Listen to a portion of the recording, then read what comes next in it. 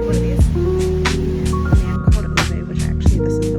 Good morning, sunshines. I am very proud of myself. I have finished my 6 books of 2026 that I picked out at the beginning of the year that I really wanted to knock off my TBR. So we are going to run through those super quick, give my ratings, my thoughts on them, nothing with any spoilers or anything. And then for the rest of this video, I want to go book shopping because it's been a long time. I'm getting ready to have a baby. So I want to continue reading Postpartum, even though that time might dwindle a little bit. I'm not going to go too crazy, but I want to build a little bit of a Postpartum TBR. And then we also had a new release, so I want to go pick that up as well. So let's get into it. The first book we checked off on it is The Book Thief, which I really honestly didn't love this book. I do think this is a rare occasion where if I had read this in school, I probably would have enjoyed it more because I would have been learning about the time period, felt more connected to it, and just really understood the emotional aspect more. But for me, it just felt like it drug on a lot and there wasn't a whole ton of plot to it other than oppression, basically. So it was a good book. I see the value in it, but it wasn't something that I loved, and I think I ended up giving this like 2.5 stars because I see so much value in it,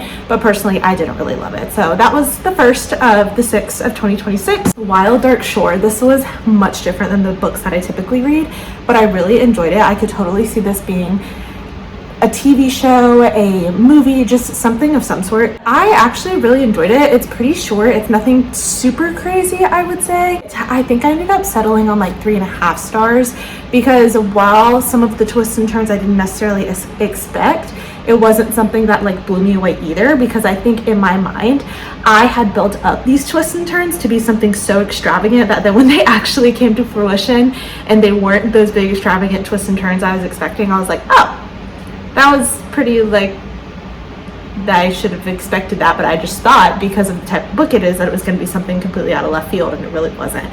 So I think that's why I settled at 3.5 stars, but it was branching out and I am very glad I read it, and I would recommend it to specific people for sure. Next we had Alchemy of Secrets.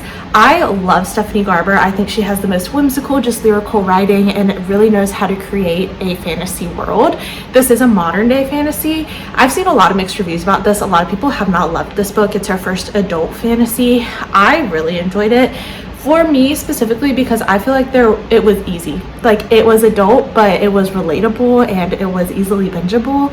And it wasn't something where I'm like trying to cognitively follow all these different names and aspects, and it was a normal, like, took place in modern day with just magical realism in it, and I really liked that aspect of it. However, I think a lot of people found it underwhelming in comparison to our other series, which I can see, but I enjoyed it personally.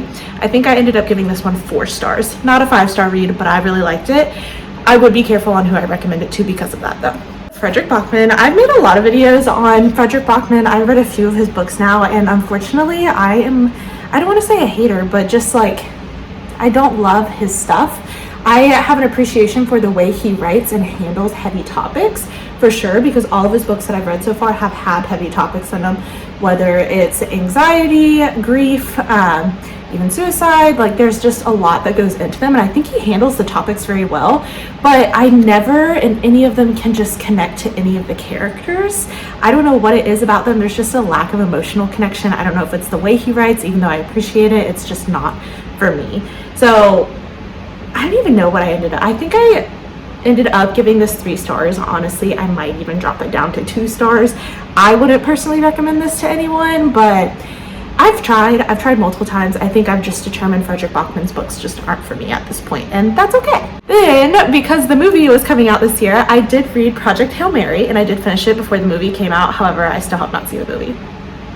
I also own the book, but I gave it to my dad to read. So this was another branching out. I loved this book. I had so much fun reading it, and I was really skeptical on it just because of the sci-fi realm, and I knew there was a lot of physics references in there, and I was like, I don't know that I'm gonna like that. That might go like way over my head, which did a lot of the concept go over my head whenever he was bringing in math and physics and science and all this stuff. Absolutely, but the character is just so funny and relatable. Just was a funny book. Like, he was just hilarious throughout it, and I had a great time reading it. I still really want to see the movie. At this point, I'm probably just gonna wait till it comes out on streaming services, but I thoroughly enjoyed Project Hail Mary. I ended up giving it, I think, 4.5 stars. I might even bump that up to 5 stars. Honestly, I had so much fun reading it, and it was an unexpected good read for me. Honestly, I was thinking it was going to be just like a 3-star, don't connect with the characters, whatever kind of thing, but I really liked it. And lastly, we had Rock, Paper, Scissors by Alice Feeney. In the moment, I really enjoyed reading this book. Looking back at it, I can't remember much from the book, so I don't know why. I think that happens a lot in like thriller type of books for me. I enjoy them in the moment, and they pass the time. They're very bingeable books, and they're great books to listen to on audiobook, especially for driving. So I have a great time in the moment, but then looking back at it, I can never really remember the major plot points that go on during it. Now that I'm thinking about it harder, they're coming back to me, but I totally forgot this was even on my list of 6, to be honest. So I would settle on 3 stars for this. I still would definitely recommend it to people, and it was a really good thriller. And I don't know if there is going to be a movie made out of that one, but I could totally see a good movie being made out of that one. Many people I would recommend it to, like if you're coming to me specifically asking for a thriller, I don't have that many to recommend for you where I'm like, oh my gosh, this is hands down like the best thing you're ever gonna read, because it's just not one of those genres for me where I ever feel that way. Maybe I just haven't read the right one. Maybe you have one that I would feel that way about. If so, put it in the comments, but unfortunately I don't have that. So that's wrapping up my 6th of 2026 that I'm very proud that I finished before having a baby. Now, some books that I want to gather and read postpartum. I'm not going to overdo it here. I'm probably just going to pick another like 5 books. I have some Barnes & Noble gift cards. One of the books I really want to get is Annabelle Monahan's new release, and that just came out, I think, literally this week. I also looked it up. It is paperback. Thank you, because I will not buy a hardback book. I want to go get that. I also read The Bright Years, which I loved, so I kind of want to get a physical copy of that as well, just to add to my bookshelf. And we haven't done a Barnes trip in a long time, and I actually have 2 gift cards. We may not spend both of them, but I want to get just a feel of some books that I think I want to add to my postpartum TBR and pick which ones. And then I also want to pick up that Annabelle Monahan book and go read by the pool. So let's go book shopping together. I'm so excited. One thing I love about this Barnes is it does have a Starbucks, but the Starbucks, while it's connected, like you can walk through the Starbucks to the Barnes, it's a standalone Starbucks. So you can order on the app, use your points, all the good stuff with it, which I love. It's always so annoying when you can't do that at Barnes. So we're gonna go pick up our coffee first. We tried something new. We're doing the horchata shaken espresso, which I don't think I've had before, but just a small one before we go inside and find our books.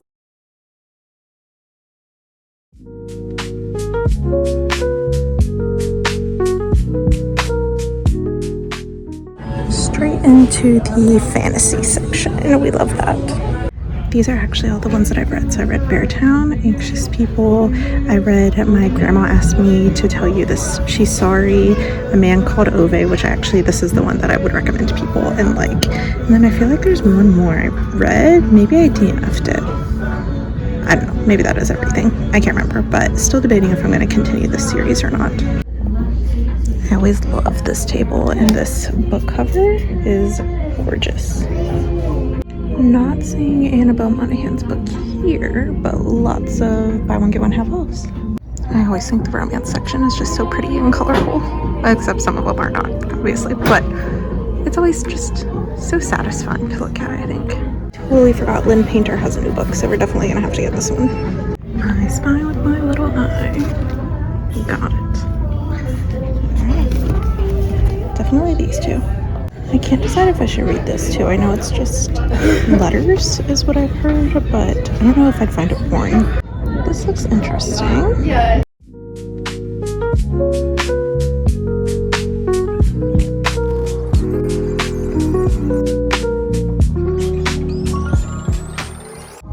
These also look intriguing to me, and I love the covers. There are so many people in this Barnes & Noble right now, but I cannot find The Bright Years. I thought it would be out on display because it's been so popular, and I'm pretty sure a debut novel, and I can't find it. So we're wandering the fiction section right now. I guess I'm not meant to get this book because I can't find it anywhere, but I already read it, so there's no rush, I guess. This looks cute too. Okay, we're gonna think about some of these, and I'll buy them all right now on a whim. Found her new book, but it's hardback. Okay, we're only leaving with 2 books, which is really good, and they're both new releases, but we did Lynn Painter's new release, which is First and Forever. Looks like it's going to be a football romance of some sort, and then we did Annabelle Monahan, which this is thick for her. Her books usually are not this thick, but this is Dolly All the Time, which is what we came for. So damage wasn't too bad, but there were a few books in there, like The Correspondent. I just don't know if it's going to be my vibe or not, but that would be a good one to add to the postpartum TBR. I couldn't find The Bright Years, but I did find her second book that just came out, but it's only in hardback, and I do not like hardback books, so I will probably put that on my postpartum TBR. Just not going to purchase it quite yet. If you have any suggestions though of things to add to them, I think I'm going to do 5 books on that TBR, but I didn't want to like go ahead and buy all of them now and then not like any of them. I want to do like an actual good TBR because postpartum's already going to be postpartum. But let's not waste daylight. Let's go read by the pool and start one of these.